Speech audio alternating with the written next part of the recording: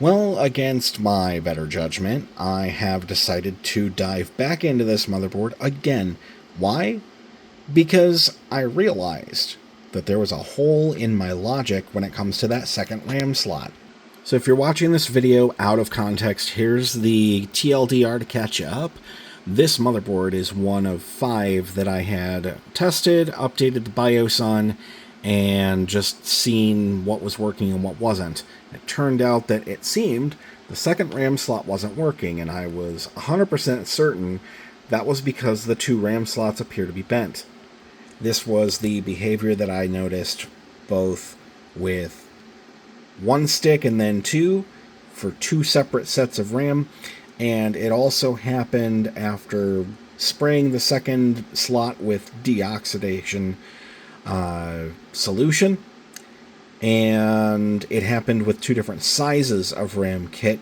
So I was like, okay, it's happening that way, it's happening after BIOS updating, and clearly this is just a bum second RAM slot. And the realization I just had is I've only tried this board with a single CPU. That single CPU I've been using is this Core i5 2500. It's the non-K version, so it's only 65 watts. But I actually don't know 100% for certain if the second memory channel on this CPU is okay.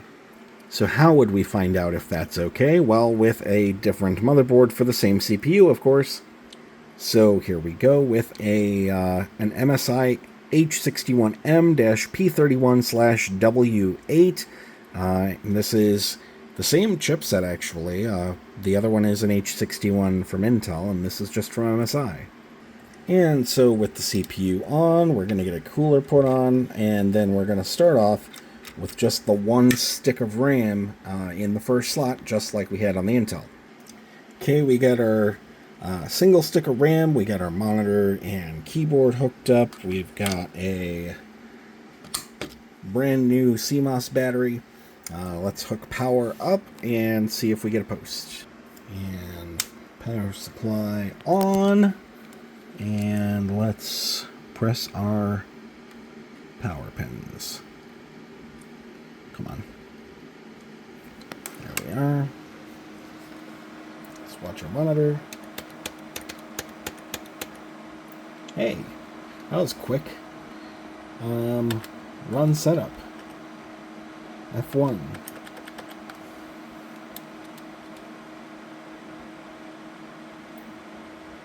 Okay, so yeah, we're seeing the single 2 gig stick that I inserted. Easy enough to find out if it's the CPU or not. Let's shut it off. And I'm going to insert a second identical stick of RAM in the other slot. Let's open the clips.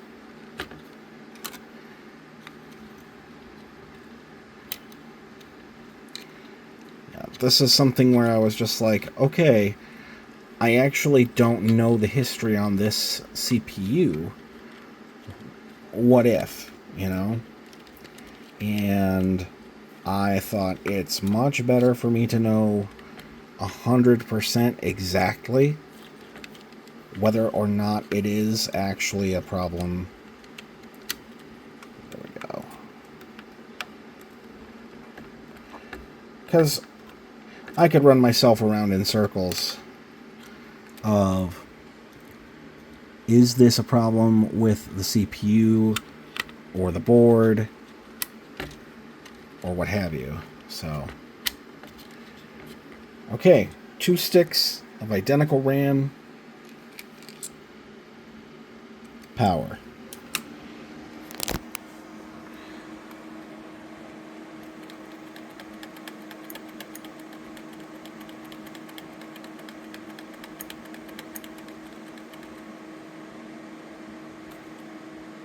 And there's 4 gigs.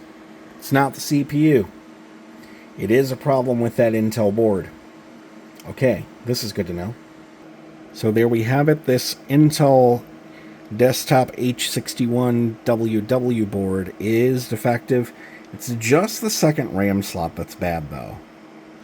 I just found this humorous as I was going through the BIOS settings and checking. First of all, it is on the newest version. 3.6 is the newest, but I was going through the settings here. I saw Windows 8 configuration, which makes sense. This is right early for Windows 8. If you click in, Windows 8 feature is disabled, and it asks you to select which OS to boot. Which. And now, of course, while I have everything set up for testing stuff, I might as well go ahead and grab one more motherboard before we put everything away for the night and I go to bed. And this board here is a Gigabyte GA-H81M-HD2. This is a micro ATX board with an H81 chipset, so this is for Intel 4th generation. This came from a system that I originally built. It's probably been like 10 years ago for my buddy Gary, who did video editing. He needed something with very low power, but it's a lot faster than his Core 2 system, so he upgraded to this. And this has on board an i5-4570T. This is an interesting chip. So yeah, funny enough, the i5s in the 4th generation, they're basically all quad cores. Some of them have higher clocks, obviously, than others, but not the T models. And this is where it gets real interesting. The 4570T is only 35 watts TDP, but it's only a dual core with hyperthreading. And so where this becomes really interesting is because 4th generation, which is what this is the final generation of Intel CPUs where it just natively supports Windows XP. You don't have to modify the installation, it just will install and work. And as such, when you can get a dual-core CPU that has really good performance for its time, and it only takes 35 watts to run, that's a win. You could, in theory, set this up with something like, I don't know, a 750 Ti, and you would be golden for basically everything that you'd want to throw at this. As far as Windows XP gaming is concerned, anyhow.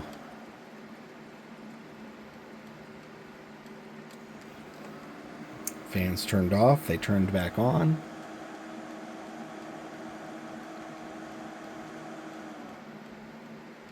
They turned off again. Here's our third power cycle.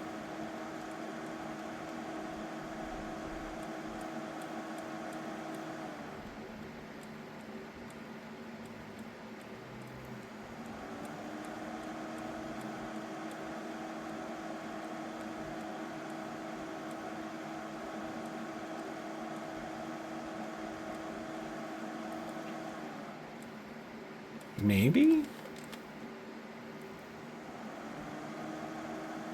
I'm only using 2 sticks of RAM that are 2 gigs each.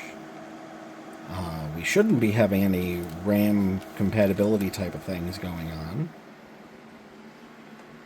But maybe something else is going on. I mean, the board is awfully dusty.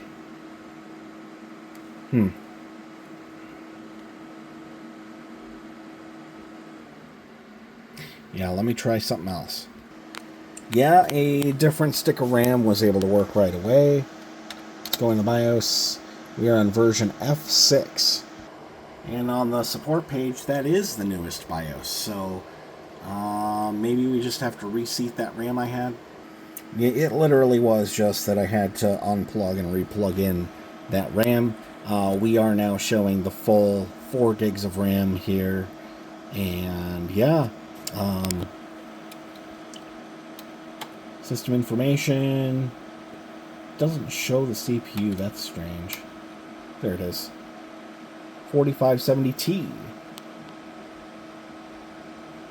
So This would be a really, really good option for somebody who just wants to run something with a very small or older power supply that can't really handle a lot.